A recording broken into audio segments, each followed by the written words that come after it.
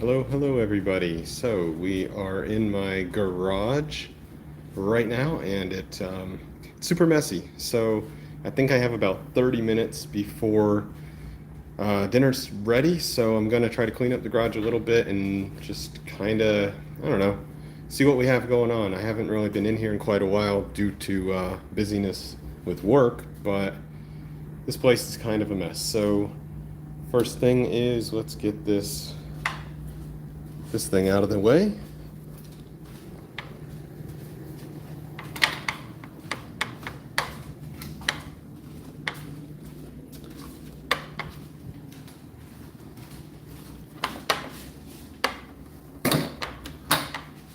Okay, head back over. By the way, I don't think I really, oh, I can't zoom out, can I? Can't zoom out, can't zoom in. Oh, I can zoom in. Can't. That's weird. Okay. Anyway, I was just going to explain real quick how my garage is set up. I don't think I've ever done that before. So this left side is kind of the storage area. You know, the bikes, the ladders, the stroller, boxes, all that stuff. And then this side over on the right, if you're facing this way, is more of the workshop. And over here, I have my toolboxes, so kind of the toolboxes and this the shelf thing, which I got out of the garbage, by the way. It's very good, though. I like it. That kind of makes the wall, the separator wall. And of course, we have my lathe, another toolbox. This toolbox is more like machining related.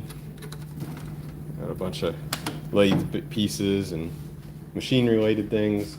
Got the lathe, got the sander, and this is my general purpose toolbox, and then that's the bike specific one.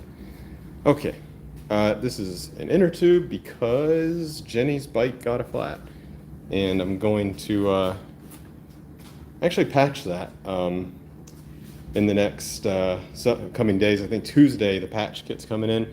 I used to just actually replace the whole inner tubes, but now with like the price of everything going up so much, I'm going to go ahead and give it a shot patching again. And I bought the Park Tools, I forget what it's called, patch kit that doesn't really require any kind of glue. So it's like a just clean it off, rough it up, and stick it thing. I used it once a long time ago, and it actually worked really well. So I think I get like, they're kind of expensive, but like for $10 you get like 10 of them or something. So $1 is still a lot less than like $6 for the whole inner tube. So I'm going to try that out.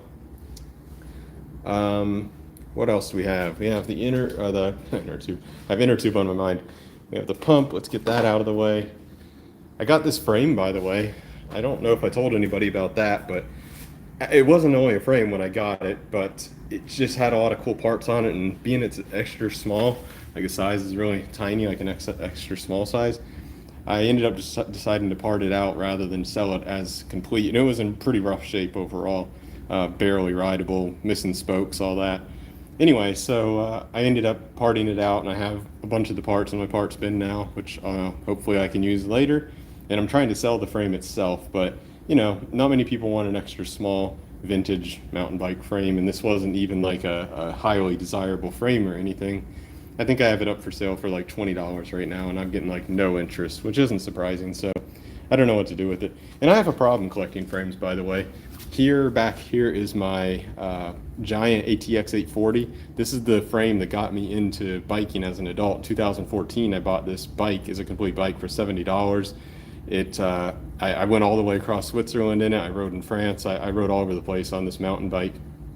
And then in like 2016, I converted it to a road bike, and that's still my most popular video on the channel with, I don't know, like 600,000 views or something like that. Now, I did bring it back from Switzerland, but I didn't have enough room to have it as a complete bike, so it just came as the frame. And it's still sitting here waiting for me to do something with it. This one here and the next one, Larry actually gave me, my friend Larry, and this one is a weird thing because it's a broken frame. I might just throw that away because what am I doing with that one? The one behind it's cool though. It's a Jamis full suspension, old mountain bike. I mean, old for being full suspension. And it doesn't even have disc brakes tabs on it. Aluminum frame, of course. So that one's pretty cool. I'd like to build that up someday. Hey, maybe I should do that. Anyway, I don't know why I was telling you about that. What I really want to do though today is this is the bike from my last video from like over a month ago now, and I haven't rode it a whole ton, but I did take it on like what is it called, the Critical Mass. I did the Critical Mass in Titusville, and I did ride it, and I've rode it a handful more times. I probably don't even have 100 miles on it. It's working absolutely flawlessly, no problems at all, which is almost surprised me. I did put my name on the down tube. I don't know, it's kind of cheesy, but I thought, why not? I have this Cricut vinyl cutter machine, so I did that just for fun. Of course, it's on the other side too. Kind of clashes with the color of the wheels though, to be honest. So I don't know. Maybe I'll take that off. Anyway, why do I have this up? Because there is one thing that kind of bugs me about it compared to my Miata, or however you say, I think Miata, whatever this thing is, that I built last year, which is getting parts stolen off it all the time. That was a really good bike. Like, this is the one I brought to Colorado. I rode all over the place, in the woods, on the street, up Mount Evans. This was a really good bike. It is a really good bike. But you know how it goes when you're people like me. You go from project to project and you start stealing parts from one bike to donate to the new flashy one. And here I am again. I already stole the saddle from this one because it's just nice. Now I'm getting ready to steal the brake levers, because see how large and flat that brake area is compared to this one, which is like more the old style. It's much more like pointy, and it's just not nearly as comfortable. And so I think I'm going to steal the levers from this bike, put them over on that bike. But as I was saying, this is I really liked this bike, and I do like it. But the only kind of problem, what I want to do basically is make that one like this one in terms of just like the comfort. It's super comfortable. It's the type of bike, just no matter what I wanted to do, I could jump on this, you know, in terms of like road or maybe even light gravel, of course not mountain biking. But yeah, really comfortable, really reliable, just like simple.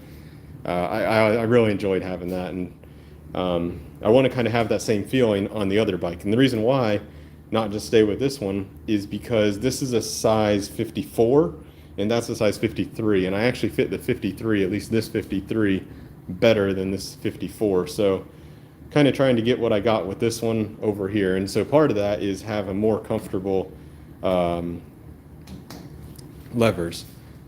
and lever set. So I'm going to try to steal those off of there. I might also steal the down tube shifters, just because these are like higher end and they just look cool. But I don't know. I don't even know what I'm going to do with this frame. I might even trash the frame. I know people will get mad from hearing that because it was actually a decent frame. But the thing is, as if you saw the video, you know I kind of screwed it up anyway. It's hard to see. I mean, it came out, my repairs did pretty decent, so it's hard to see, but this is like kind of not perfectly round because I dented the heck out of this one, and I dented this one too real bad. It doesn't look too bad actually now, but it kind of bugs me knowing that it's not perfect. Plus the frame's a little too big, so between the two things, I'm kind of leaning more to stick with this frame. All right, anyway, enough rambling. Let's go ahead and start taking the bar tape off of this guy and the other one so I can... Oh, one more thing I was going to tell you guys. This is just for people watching the live, and I'll probably delete the live after I'm done, so it's like this is it. This bike here, check it out.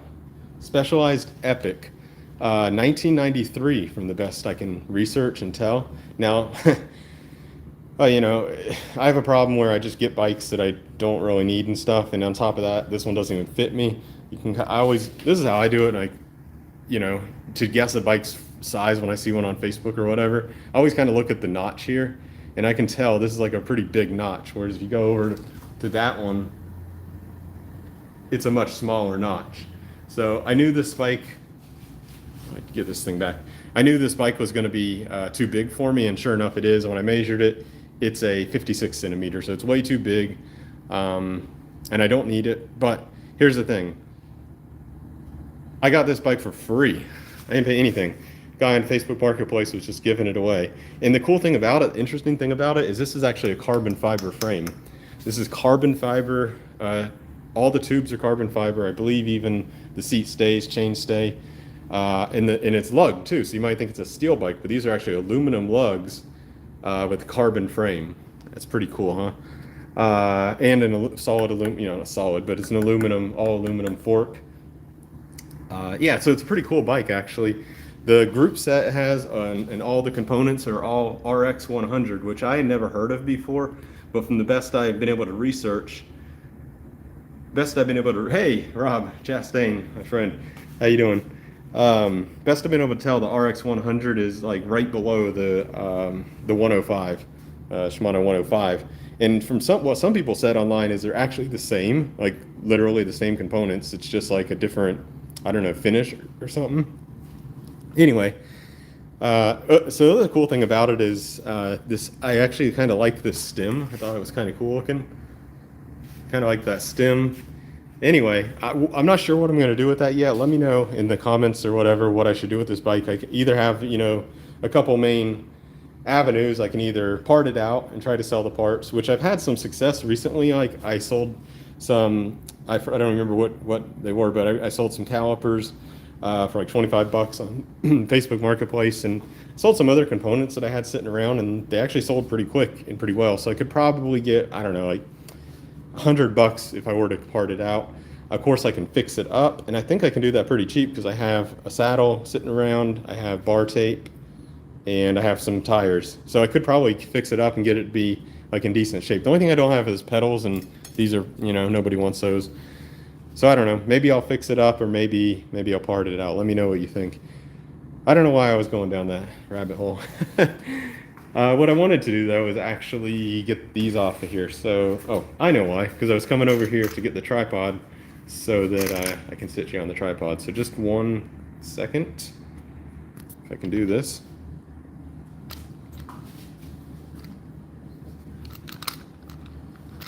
Ooh, I don't know if I can do this. I mean, I can tilt the whole phone, but sorry about that. Hang on, I'm gonna get you straight in a second. Yeah, there we go. Whoop. That's better. All right, please don't drop my phone. There we go.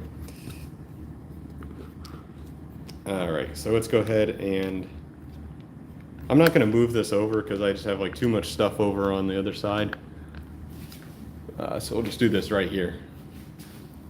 It is, by the way, it is super hot in the garage right now. And the only reason I don't open the door is because the sun, it's, I don't know what time it is, 7 o'clock in the evening. The sun will be coming like straight onto that door, which also makes it hot. But if you open the door, it's like even hotter, believe it or not. So I'm leaving the door closed for now. I'll go ahead and get this bar tape off. And you notice I'm going from this end out. That's because somebody told me once in the comments that you can avoid using tape and it just kind of looks neater if you go from this way to this way instead of this way. Am I saying that right? I'm not sure if I'm saying that right. Yeah. If you wrap it this way. And I actually like it, and it's true. You don't need tape in the middle, it just looks nicer and it's just like neater. The negative is you might think is negative anyways. You're going against the grain, But honestly, like I rode this bike all over Colorado, hundreds of miles, and I never had it do anything. It was totally fine. And if it's going to last me several months, even maybe more, but even if it only lasts several months in that configuration and I have to rewrap it or something, it might be worth it. I don't know. That's the way I'm going right now. So I'm doing backwards tape wrapping. That's my thing right now. And I'm sticking with it for the moment. It is so hot in here. I am like sweating.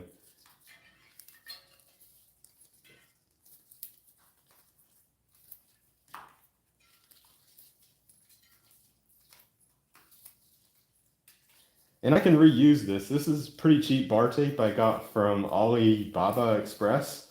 Probably paid like $4 for it. But I've reused it on other bikes before, and it's because it has no adhesive. It's a non-adhesive tape. And yeah, you can reuse it with pretty good success. All right.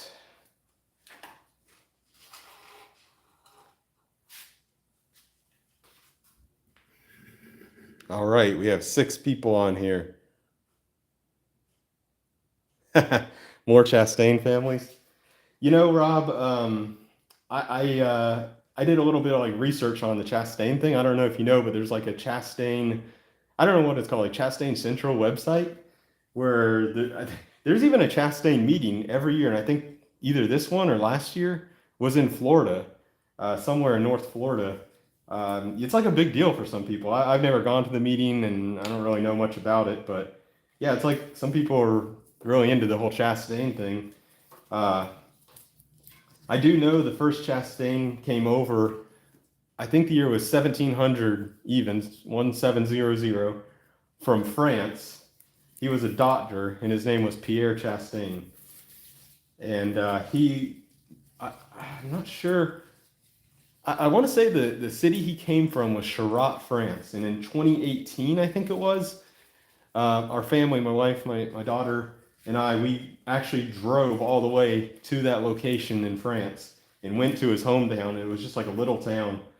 And I went to a church. There's only like one church in the city, and I looked for his grave marking or any Chastain grave marking, but I didn't see any. If you're interested in that, I did take video of it, and I can find it. Yeah, so I know a little bit about the Chastain history just from what other people put together, but not a whole lot.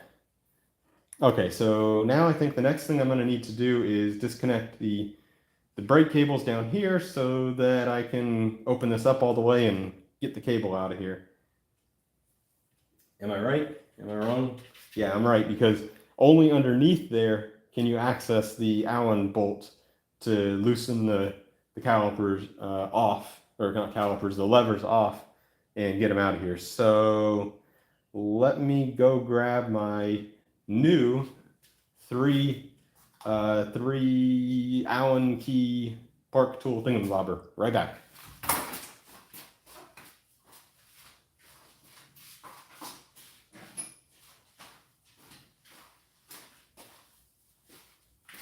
Here we go. It's not a thingamabobber, it's a AWS-1, and I'm finding it to be very, very handy because it's the, it's the 4.56 millimeter, 4.56 millimeter, the 3 most common sizes you're going to need for a bike. Who's here? Is it Adriana? Yeah. Hey, Adriana. How are you doing? Making a video.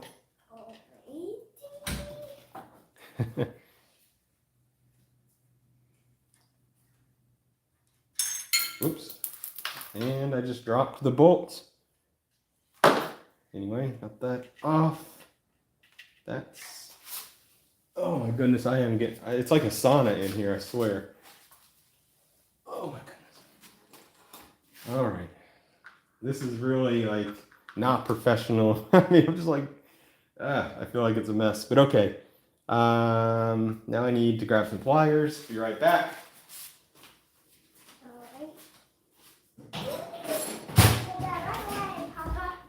Yeah? We are making a happy face pizza. You're making a happy face pizza? Yeah, on one side is your side, with Mama. Uh-huh. And one side is my side. Whoa. That's cool. Yeah. All right. And then pizza. Hope you guys can see what's going on. Let me get you a little bit closer. There we go. So now with the cable released from the caliper, I can push the cable up a bit from the bottom end, and comes right out. Now, what I like to do with these, so I don't, because like this one's still in good condition, of course. Doesn't have a ton of time on it. Can you close that door, please? Yeah. Okay. I just wrap it up like this and then put it in my toolbox so it's ready to go next time I need to use it. And now that that's all released, I should be able to access the Allen bolt right down there. It's probably a 5. Oh, I think. Hang on.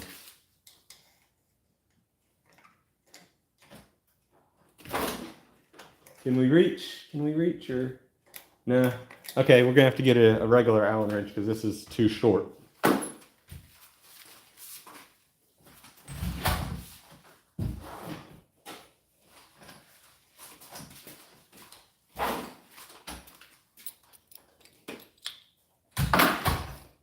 right, let's see about that. There we go. Oh, it's too tight for my hands, so I'm gonna need to get a wrench to get myself some more leverage. Be right back.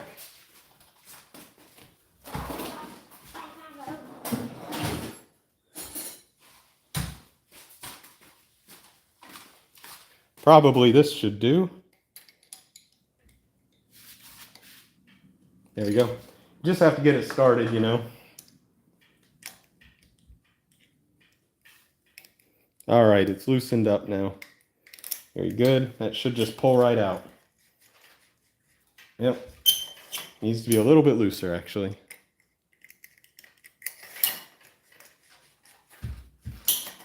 Come on.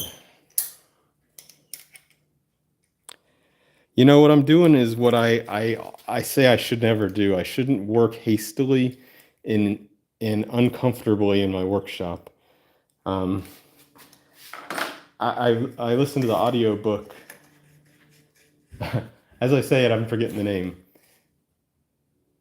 Anyway, when I think of it, but basically what I'm trying to say is like, oh, here it is. It's a Zen and Art of Motorcycle Maintenance by Robert M. Piercing, I think his name is. Anyway, I kind of came away with the book after reading or listening rather to the audiobook that you should be like aiming for quality, and you should be, I don't know what I'm talking about. You should be like some kind of inner peace or zen when you're out here working on your mechanical things. I mean, it depends on if it's your job to make money, you know, like you're a mechanic, that may be a different thing. But for me, this is a hobby, so it's like an art. So I should really honor that activity by being in a mentally happy place while I'm working, not razzled up and burning hot like I am right now. So I'm doing kind of what I say I shouldn't do like that at the moment. What are you going to tell me, Adriana? Dinner's ready. Dinner's ready? Yeah, Oh my goodness. Are you sure? I'm sure. Okay. Just I'll be 1 minute, okay? Thank you. Oh, thank you. I'll be there in just a minute. Go wash your hands. I'm taking the dinner out. Thank you. Did you wash your hands? Yeah. Did you? Yeah. All right. All right, so it looks like we're going to be dropping off here in just a minute. I've been told it's dinner time. I think I will have just enough time to get this last lever off of here. So let's go ahead and do that. Now I'm just going to wrap up this this last one real quick.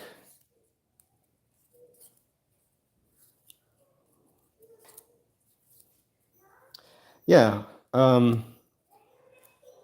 Zen and the Art of Motorcycle Maintenance. I would recommend it. It's kind of a weird book. It's kind of trippy, but if if you're like on a long car drive, it could be worth it. I really enjoyed it in a weird way. I don't know. I don't know how to describe what I'm thinking.